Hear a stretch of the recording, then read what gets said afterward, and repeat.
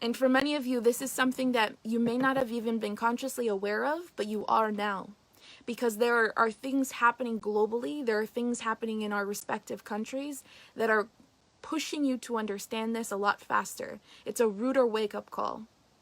Because for many of you, if you haven't been creating, if you found yourself more in a place of fear, shame, and doubt, if you've been in a space of, I don't know what the world is going to look like next, and in your uncertainty, you fumble.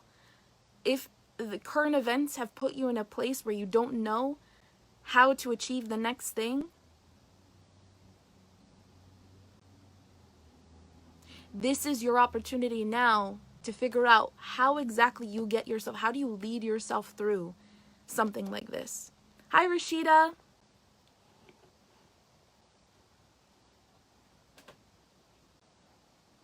So it's only from a place of leadership. And leadership simply means that you understand what it is you know to be true, that you are strong in your beliefs, that you have personal power, which really just means that you're clear in your authority, in the authority of making decisions. There is very little room for your insecurities. There's very little room for your baggage in any aspect of this, whether it is writing, whether it is publishing, whether it is selling. Because when you write from a place of disempowerment, you end up unsatisfied by your writing. You end up in a perfectionist loop. If you are disempowered and unclear on your personal power in the midst of publishing, you don't publish.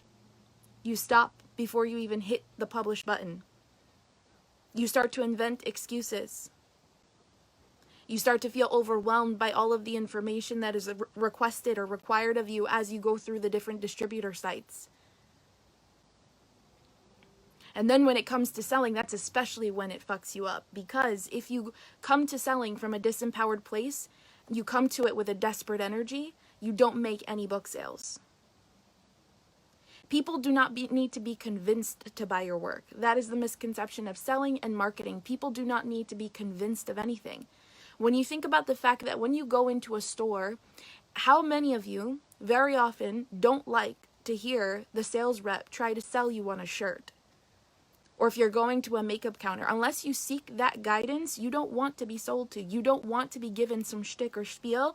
You don't want to clearly see that there's some benefit in them right out the gate, and that may be the reason that they approach you.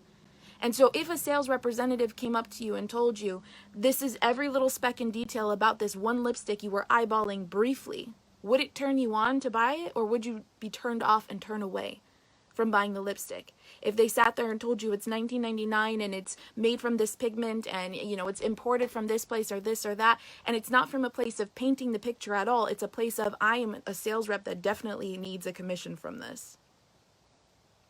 There's a benefit in here for me, and I'm not going to let you walk away without giving me the thing. So it's an energy of, I want to take from you, I am manipulating you, I need to convince you. And so that's where that desperation comes from. It's that lack of clarity. It's that lack of power. When you get let into a store, or when you let yourself into a store, I should say, and you're walking about, you want the ability, you want the power to go ahead and make your own decisions. You want to pursue the things that interest you. And if you need help, you will approach the person that needs help. And when you ask for help, you don't want to know every little thing. You don't want to be convinced of why the thing that's not what you're asking.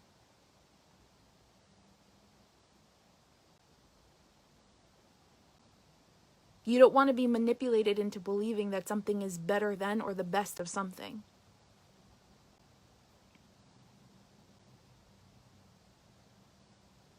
And that only happens, you only approach readers like that when you get in your head. So this is why everything we've covered in the course and the way that we've covered it is essential.